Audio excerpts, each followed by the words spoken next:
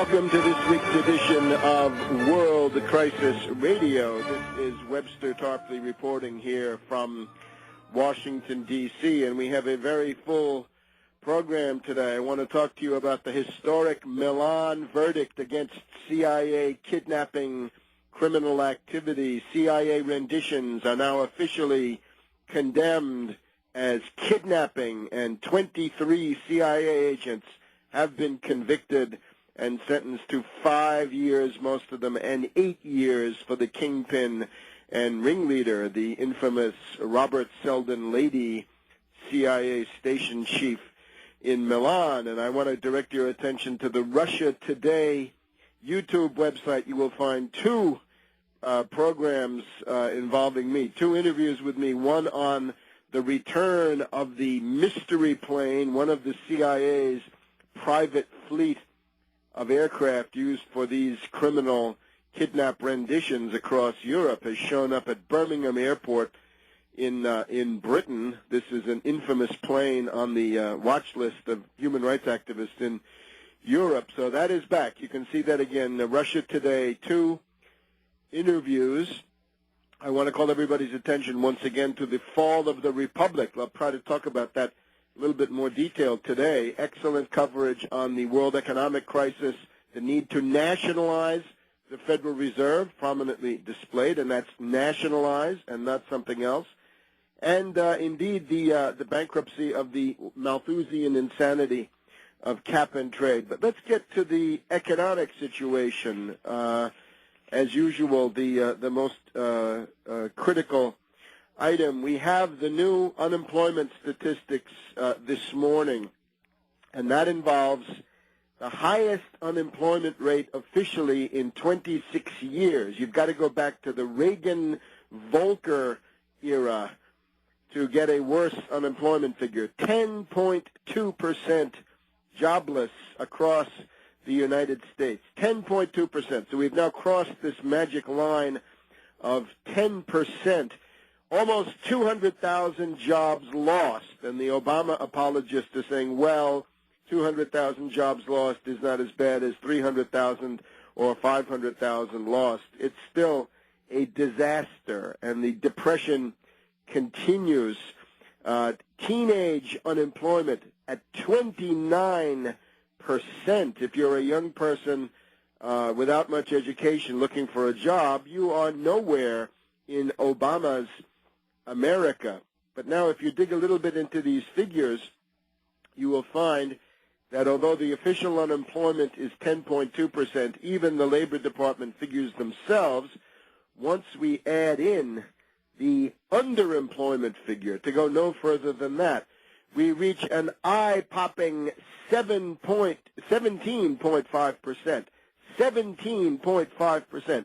17.5% unemployment and underemployment, and that is the worst it has ever been since the Labor Department, Bureau of Labor Statistics, began focusing on underemployment, people who are working part-time, short-time, who would like to work full-time. This is the worst, and that goes back to 1964. The year 1964 has no particular crisis attached to it, as 83 did in terms of unemployment, but that's just when they started with this data series. That's when they started compiling statistics according to this. Now, one good thing has happened, right? A concrete measure to help the workforce is that the Congress has now approved an extension of unemployment benefits. They've added at least 14 weeks more of unemployment benefits. That means that in many parts of the United States, you're up to 99 weeks. So you've got almost 2 years of unemployment benefits. And remember, those are your economic rights. That's your money that you paid in to the unemployment fund. Don't let reactionary Republicans or fascist corporate state Democrats take that money away from you. There were about 1 million people who were on the verge of exhausting their benefits, and there are quite a few 100,000 more who already have. So this gives them, again, another 14 weeks of benefits. That particular measure cost $24 billion actually.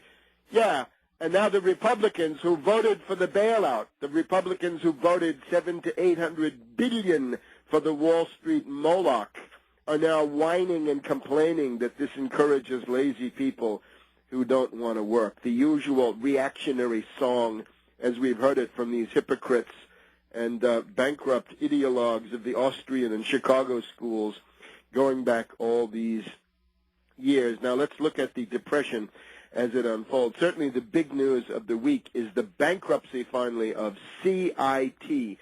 CIT is officially bankrupt as of this past Sunday afternoon. This is probably the fifth largest bankruptcy in United States history. It is certainly in the top 10 or the top dozen at the very least. CIT, you'll remember, is a factoring operation. They provide commercial credit, retail credit. If you want to move goods from a factory to a store, that involves credit. You've got to have a bill of lading, a bill of exchange is generated.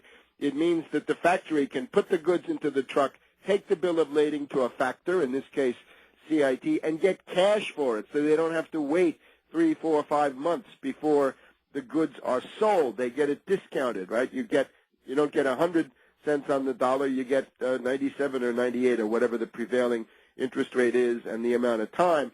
And then the payment goes from the store back to CIT. So they're in the middle of those transactions. They provide commercial credit. And we know that the rule of the Obama administration is the absolute dictatorship of finance capital. Only Wall Street, only the zombie banks count. Industrial capital is destroyed. See GM and Chrysler. And, as we see here, commercial capital is destroyed. CIT had received $2.5 billion of federal bailout. That was not enough to save them. This is a company that should have been seized, nationalized, and operated in the public interest because unlike Goldman Sachs, unlike Morgan Stanley, who provide absolutely no public service and have absolutely no useful public role, CIT does. You got to move goods. You got to have credit. You've got to have those bills of exchange. You've got to be able to discount these bills of lading and related kinds of short-term commercial credit. So you need that. The proposal here, let's transform CIT into the Retail Credit Corporation. Retail Credit Corp. That sounds pretty good. Operate it as part of a permanent state sector. Since the zombie bankers struck out, they can't do it. They loaded it with derivatives. Get rid of them. Fire the bankrupteur, the bankruptors who put CIT into this terrible situation. Keep Carl Icahn away, that notorious corporate raider, asset stripper, and hedge fund hyena. Carl Icahn has been seen with his pirate intentions coming in on CIT. Keep Goldman Sachs out of the picture. They are part of the picture and have helped CIT to go into bankruptcy. And again, note, the obdurate refusal of Geithner and Summers and Volcker and the rest of these clowns to do anything because they say, well, CIT, it's not systemic. Well, yes, again, this is going to be a blue holiday. This is going to be a wretched retail season if you can't get the goods from the factory to the store. And some goods are still produced here in the U.S., and probably even foreign funding, even something as basic as Dunkin' Donuts. Once again, the idea that you can get a coffee and a donut in this depression, now that's a question mark because that was CIT. So seize it, nationalize it, and operate it as a part of a permanent state sector since the bankers are just too monetarist and too dumb to do it. Back in a minute.